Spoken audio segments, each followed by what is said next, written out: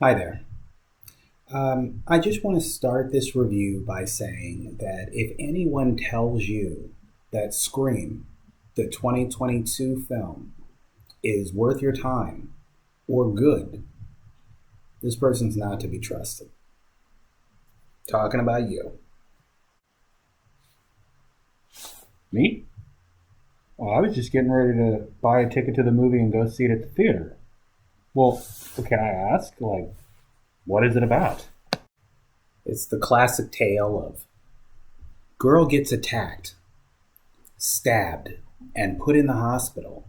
And then suddenly, her sister, who's left town, needs to come back because she's concerned. But when she comes back to town, bad things happen. That's right, Ghostface from the previous movies. All right, well, that doesn't sound too bad. What's that kill count like? Well, for a normal horror movie, I think that most people would like to be able to count the kills on two hands. So, if you prefer a horror movie that has a little bit less killing, I think that this kill count will be right up your alley. Okay.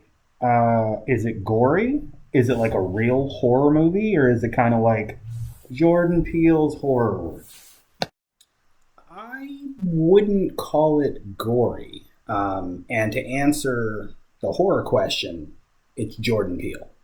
Um, it's very popular right now. I get people said it would make money if you just don't actually make it a horror film, just a lot of dialogue with deaths, which technically I think could be a drama or a comedy. And it's up to you to decide what we're going to call this because I did hear laughter in the theater.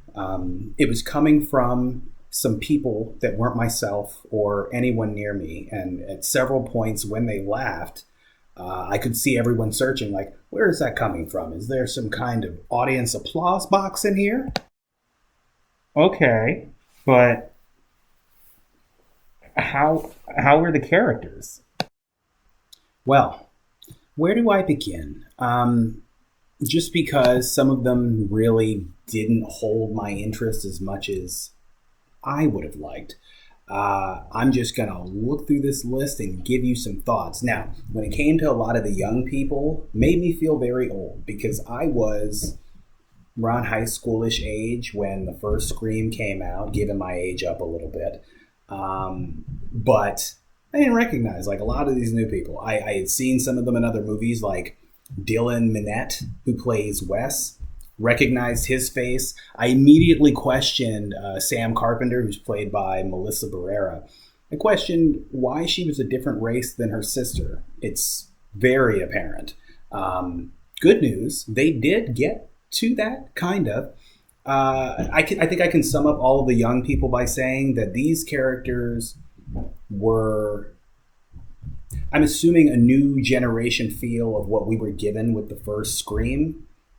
And it really made me reevaluate how annoying the first Scream might have been to people that were older than 25 back when it was released. Because if we're going to assume that the same kind of character development, same kind of dialogue was put into the first Scream and this Scream,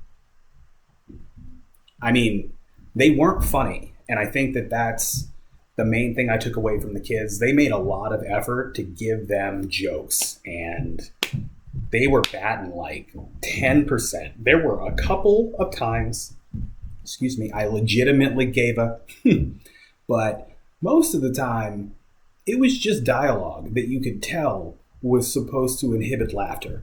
Now, when it came to the return of the old characters, and perhaps I'm just biased, I'll put this on myself. It was great seeing David Arquette come back as Dewey, except for it felt like Dewey was really stupid in the first movie. And I know through time he established himself more of a character and less of a one-note joke, but he didn't really seem all that slow. And Courtney Cox, it was great seeing her back, and we get a little bit more screen time than I assumed, because the first time she popped up on screen, I thought it was just a flyby, and I was like, you know what? It was still nice that you decided to drop by the party. And Neve Campbell, I gotta say, I thought she was the best presence on screen throughout the movie. It was good to see Sydney again. We've been on a lot of adventures. Hated that she needed to be drugged back to this town. But what would a Scream movie be without her, right? It would be nothing. It would be... Okay, so was there a lot of, I don't know, rules? It doesn't sound like you were a big fan of this. The rules. I cannot tell you how little of a fan I was of the rules of horror movies continuing to come up. And I guess it goes back to a lot of the humor in this film. Not only do they reference Jordan Peele's brand of horror, which they basically acknowledge isn't horror, despite the fact that they're kind of tiptoeing in his footsteps, with a little bit more humor, I think. The rules. There is more talk of the rules of horror than there are dead bodies, than there are successful jokes, than there are characters that we legitimately care about, than there are jump scares. The rules come up a lot. And the main thing that annoyed me was the fact that nobody's following the rules. There were a couple of times where tongue-in-cheek, and they're winking so hard my face hurt, but there are a couple of times tongue-in-cheek where a rule is explained and then someone doesn't follow the rule and they give them like a little bit of a legitimate reason why they didn't follow that rule. Most of the time, though, it's just people talking about the rules and then never comes up again, and then something very against the rules happens. It just felt like it didn't need to be there. I don't need to know 30 rules to surviving a horror movie when people are going to repeat that rule and die 25 of the 30 times. It just felt like they thought that they were smarter than they were. Okay, so maybe I'll just hang out at home. Do you have any other thoughts about this movie? Of course I do. Now, before I jump off, I just want to say, I think the fact that this movie got made is a miracle. And I'm not saying that to be sarcastic or disrespectful to anybody who had a part in this. Matter of fact, I want to give a shout out to a friend, Reggie Conquest. He is one of the deputies in the movie. It was great seeing his face appear, and he had multiple lines, so I know that he got a little bit of that. So it's not that I want to bash it. As a matter of fact, I was excited to go see Scream. I had heard good things. Some channels that I trust seem to have rumors of how good it was, and a lot of the feedback has been positive. I've seen some positive articles, and it just makes me question, did they see the same movie that I saw? I want you to look out for when Wes is in his refrigerator, and of course I'm not going to spoil anything important here.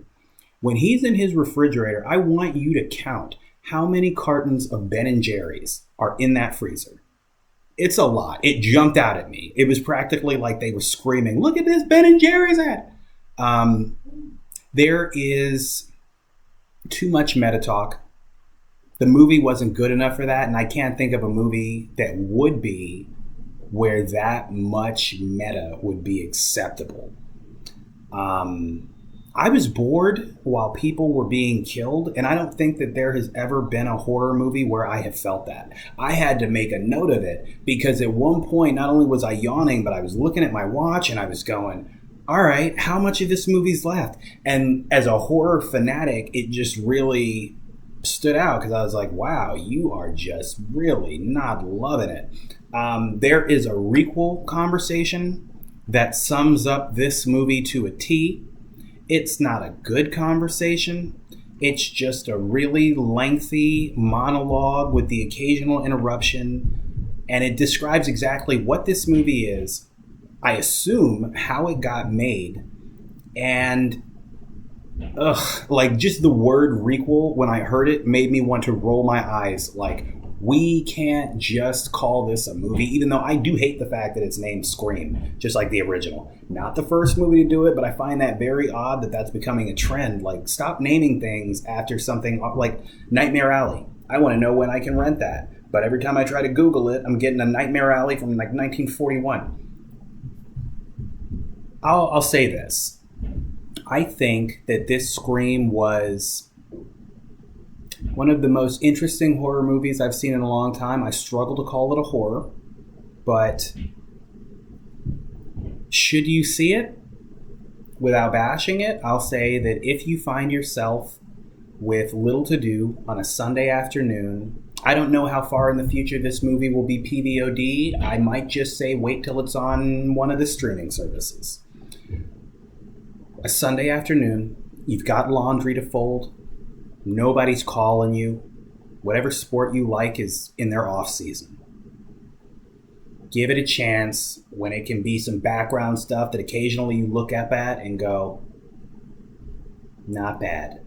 But outside of that, again, can't stress enough, it's not any of the studio's fault, because this, unlike the first Scream, was brought to us by Paramount and Spyglass Media Group. The others were Dimension Films. I don't put anything bad on them for making this product, though when the third act hits, I think everyone will wonder, what did we just sit in on, and did they make me pay for this? But if you've seen it for free, you can't be too mad about any of that.